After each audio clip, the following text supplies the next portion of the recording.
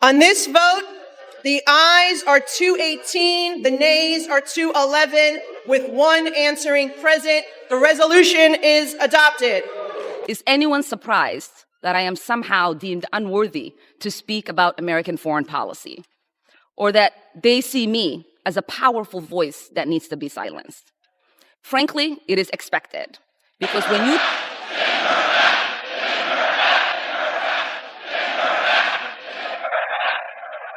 This moment marks the formal conclusion of a House vote that had been building for years. With the final tally announced and the resolution adopted, the decision immediately moved from debate into record. What makes this clip powerful is its simplicity. No commentary, no framing, just the raw mechanics of Congress in action. It underscores that this was not a symbolic gesture or a rhetorical statement, but a binding decision reached through an official vote. Everything that follows is rooted in this outcome, making it the factual anchor of the entire story. Speaker, we've heard from my colleagues the reasons why the Representative Omar should be removed from this committee, but I feel like all the reasons have not just yet been stated, which is why I rise to add for the record. We've heard about the comments that were made regarding anti-Semitism and anti-Israeli views, but I rise to add to the record that as a member of the Foreign Affairs Committee, I've sat there and heard the representative actually spew anti-American rhetoric as well. I've been in that committee room where the representative equates Israel and the United States to Hamas and the Taliban. Absolutely unacceptable for a member of that committee.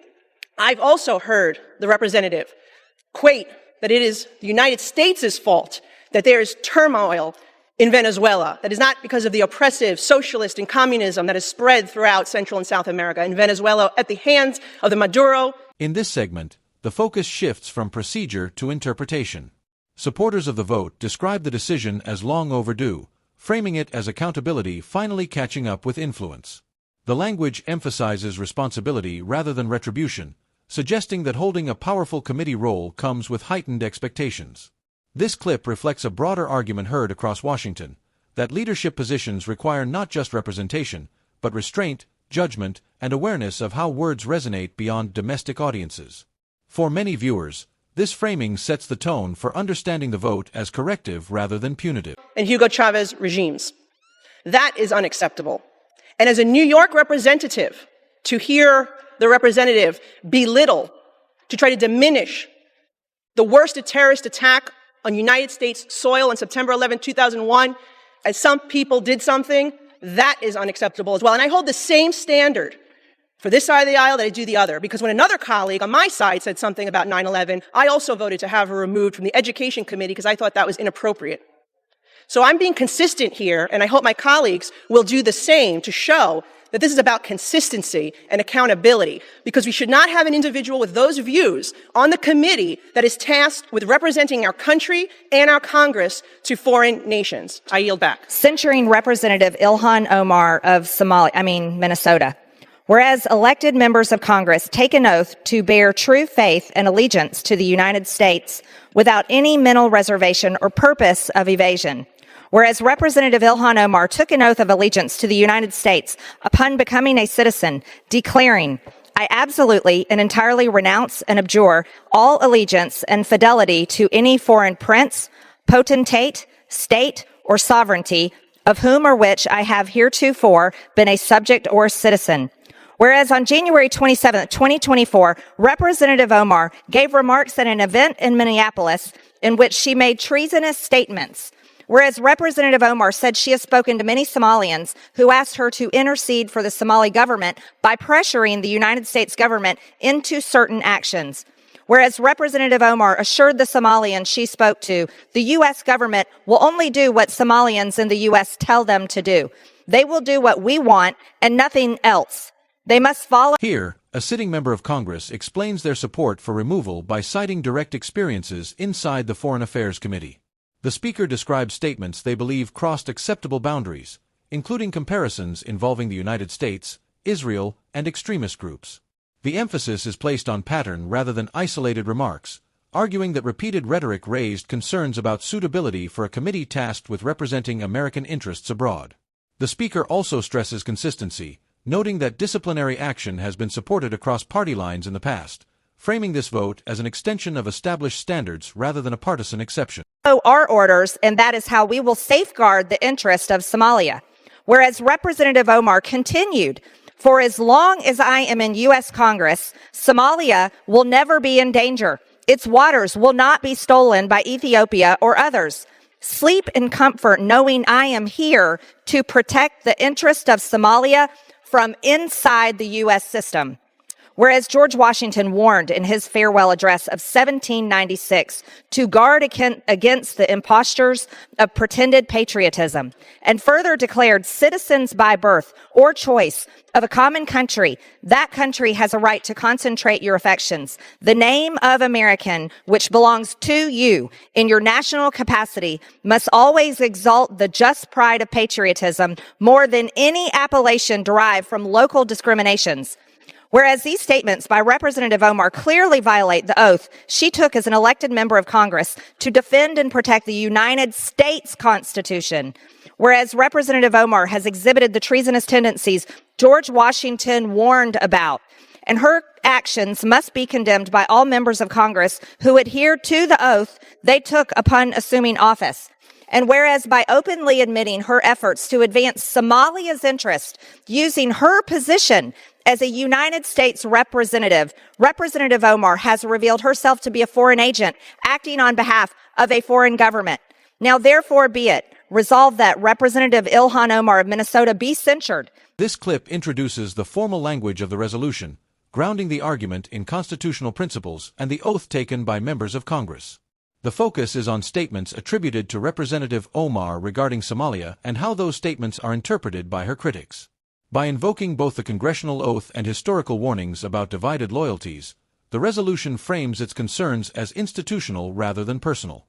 Importantly, this section represents a political accusation debated within Congress, not a judicial determination.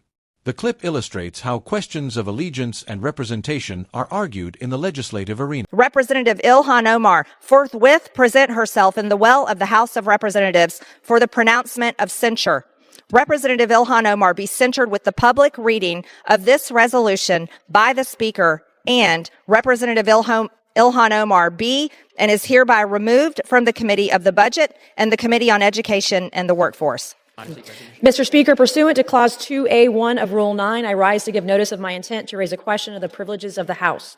The form of the resolution is as follows. House Resolution 713, censuring Representative Ilhan Omar of Minnesota and removing her from the Committee on Education and Workforce and the Committee on the Budget. Whereas Charlie Kirk was a lifelong advocate for freedom of speech, civil political discourse, and the political engagement of youth. Whereas Charlie Kirk was a man of deep faith, a husband, and a father to 2 young children.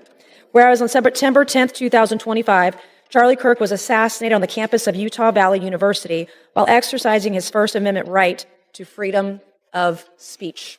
Whereas on September 11, 2025, one day after the assassination of Charlie Kirk, Representative Ilhan Omar gave an interview on Zateo's town hall with Mehdi Hassan in which she smeared Charlie Kirk and implied he was to blame for his own murder.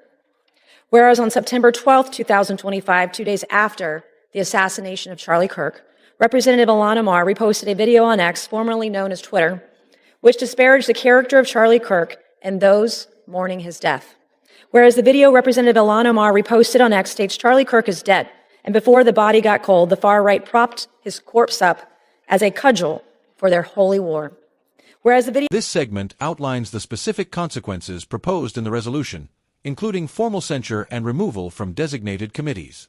The language is procedural and deliberate, reinforcing that these measures fall entirely within congressional authority. Unlike criminal or civil penalties, censure serves as a public rebuke and a statement of institutional disapproval. By clearly listing the actions to be taken, the clip highlights how Congress disciplines its own members through established rules, separating political accountability from legal adjudication. Representative Ilhan Omar reposted on X further states, "Don't be fooled. These people don't give a single shit about Charlie Kirk.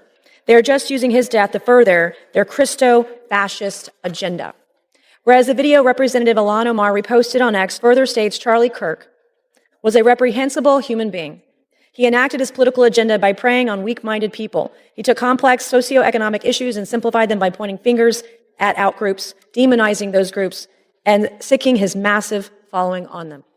Whereas the video Representative Ilhan Omar reposted on X further states Charlie Kirk was a stochastic terrorist, an adamant transphobe. He denied the genocide happening in Palestine. He believed the subjugation of women, and in his last dying words, he was spewing racist dog whistles. Whereas the video Representative Ilhan Omar reposted on X further states Charlie Kirk was Dr. Frankenstein, and his monster shot him through the neck. Whereas the video Representative Ilhan Omar reposted on X further blames Charlie Kirk for his own murder. Whereas Clause 1 of Rule 13 of the Rules of the House of Representatives provides a member, delegate, resident commissioner, officer, or employee of the House shall behave at all times in a manner that shall reflect credibility on the House. Whereas Representative Ilhan Omar's actions in the wake of the assassination of Charlie Kirk are reprehensible and affect the dignity and integrity of the proceedings of the House and do not reflect the credibility on the House. Now, therefore, be it resolved that Representative Ilhan Omar of Minnesota be censured. Representative Ilhan Omar forthwith present herself in the well of the House of Representatives for the pronouncement of censure. Representative Ilhan Omar be censured with a public reading of this resolution by the Speaker, and Representative Ilhan Omar be and is hereby removed from the Committee on Education and Workforce and removed from the Committee on the Budget of the House. Final clip widens the lens, connecting the vote to broader public frustration with political institutions. It reflects how many Americans interpret this moment as part of a larger demand for standards and consequences in government. The narration references other controversies mentioned in the transcript, not to draw conclusions, but to illustrate a climate where trust is strained and scrutiny is rising. This segment invites viewers to consider whether the vote represents an isolated disciplinary action or a signal of shifting expectations in Washington. The question remains open, positioning the audience to reflect rather than react.